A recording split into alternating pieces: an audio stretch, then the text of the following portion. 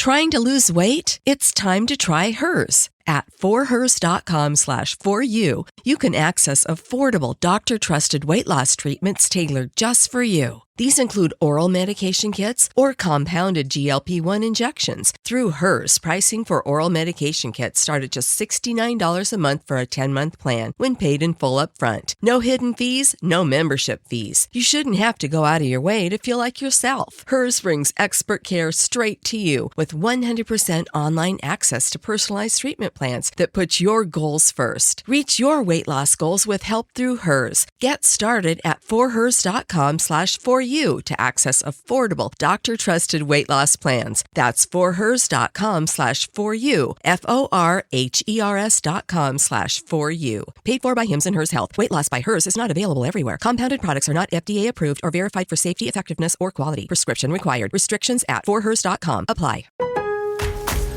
Power up fall projects with Ego at Lowe's. Every tool delivers power beyond belief. So whether it's leaves, limbs, or lawn cleanup, count on Ego to deliver the power, performance, and innovation you need. And now for a limited time, save up to $60 on select blowers, chainsaws, and pole saws. Shop Ego today at Lowe's. Offers valid through 10/1 while supplies last. Selection varies by location. Welcome to the British TV Watch List, the podcast that covers Brit shows worth the binge from an American point of view. We've got insight and analysis into actors, characters, storylines, and entire series. If it's streaming on the telly, we've got thoughts. So pop the kettle on, settle in, and let's get started with another episode of the British TV Watch List. Aloha from hot Honolulu, Hawaii. Thank goodness for air conditioning. Hi there, it's Michael T. And let's send a quick shout out to listeners in Huntersville, North Carolina, Quezon City in Manila, and San Francisco, California, one of my favorite cities. Wherever you are, thank you for listening to the show. This week on the British TV Watch List, we take a look at another new show for 2025. It's called Death Valley. The show stars the immensely talented and prolific actor Timothy Spall. You probably know him as Peter Pettigrew from the Harry Potter films, also starring as Welsh actress Gwenyth Keyworth. The show is called Death Valley. Now, a couple of negatively perceived words glued together. I thought this was going to be a gritty police procedural. With a name like that, I was expecting a tone similar to Line of Duty or the very intense Happy Valley.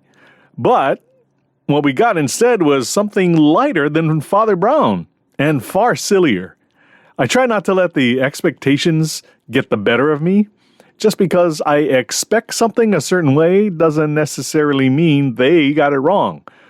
But in this case, naming a show Death Valley sets up a reasonable expectation for drama, blood, tension, and maybe some violence. Instead of drama, we get humor. Switch out the blood for bumbling. Tension becomes curiosity. Violence is completely absent. In order to enjoy the show, I had to reset my expectations. This is supposed to be a comedy, so let's judge it on that level. Death Valley offers little to hold me. I actually enjoy watching Timothy Spall. I've seen a few of his performances. Of course, everyone knows him from Harry Potter. I've seen him in a couple of other shows, including Denial, where he played Holocaust denier David Irving. Timothy Spall was nothing short of mesmerizing. It was a strong, magnetic performance, even though he was playing the antagonist to Rachel Weisz's character. Timothy Spall's resume is a mile long. He's done Shakespeare and period pieces like Wolf Hall. He won a BAFTA for Best Actor in The Sixth Commandment, and he was awarded Best Actor for his portrayal of painter J.M.W. Turner in the movie Mr. Turner. I suppose there's a challenge in every role an actor undertakes. That transition from Wolf Hall to Death Valley is like an F1 driver coming out of a hairpin turn and hitting the straightaway. It's drastic. To make it even more interesting, in Death Valley, he plays two characters. John Chapel, the retired actor, and he also plays Charles Caesar, the character that made John Chapel famous.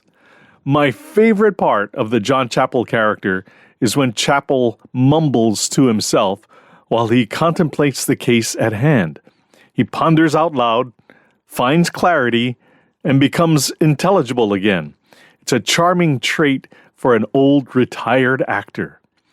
The job that John Chapel is trying to accomplish is helping local police detective Janie Mallowan solve big cases and, hopefully, advance her career. Right here, there's a disconnect. DS Mallowan yearns to become a better detective, but her goofiness makes me wonder how in the world she achieved the rank of detective sergeant. She's mostly lighthearted, unfocused, almost ditzy. I would have an easier time believing the characters if John Chapel were the quirky actor and Janie Mallowan were the more serious detective. She would reluctantly accept his help, and he would be the observant one to help solve the case each week. But I guess Father Brown had already been done, so maybe it was a creative choice to make her a little offbeat. Am I expecting too much? Maybe I'm hanging on to my preconceived prejudice of wanting a more serious detective drama. If you're enjoying the British TV watch list and want to help keep the clues coming, consider supporting us on Patreon at British TV Watchlist. Your support keeps the episodes flowing, the research sharp, and the kettle warm. As a patron, you'll receive shoutouts during future episodes, and you'll live with the quiet satisfaction of helping this cozy corner of British TV fandom thrive. We'll make sure each episode arrives like a perfectly brewed pot of Earl Grey, complete with a plot twist.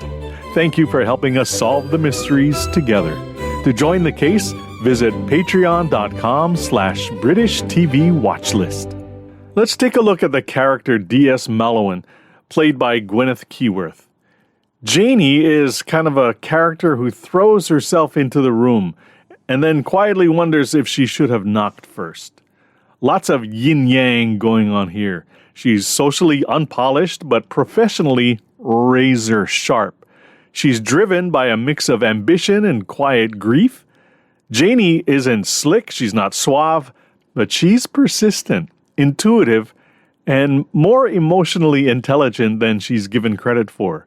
Her detective work isn't flashy, it's about human connection, pattern recognition, and a kind of gentle empathy that sneaks up on you. Maybe that's a trait that female detectives bring to the job. What makes Janie compelling is that she's awkward without being reduced to comic relief. Her interactions with John Chapel reveal layers of vulnerability beneath her investigative bravado.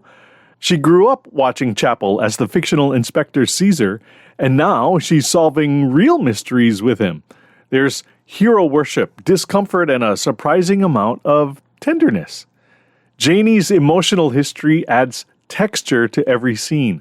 A deep bereavement early in life left her socially closed off, but fiercely committed to justice.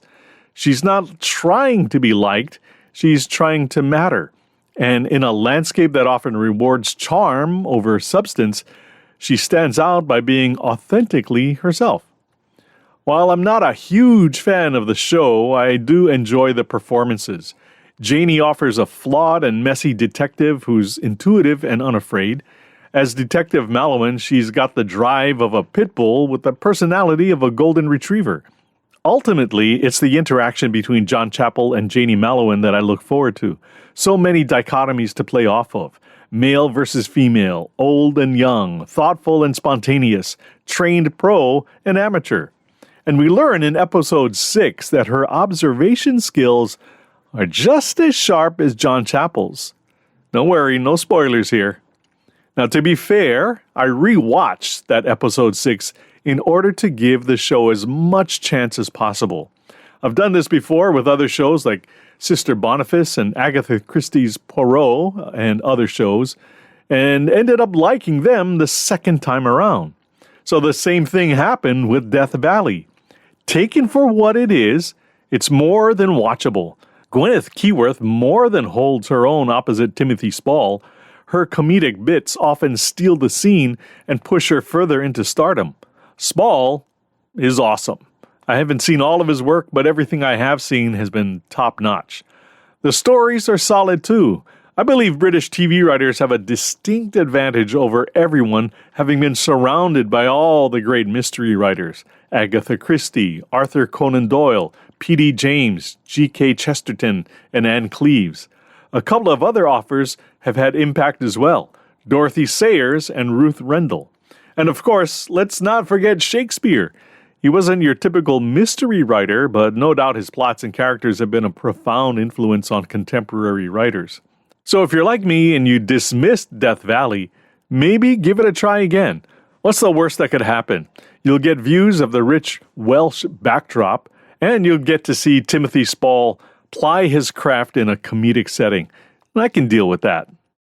That's it for this episode. Please comment, leave a review, like, share. We love the feedback. And we hope you enjoy listening to the British TV Watch List.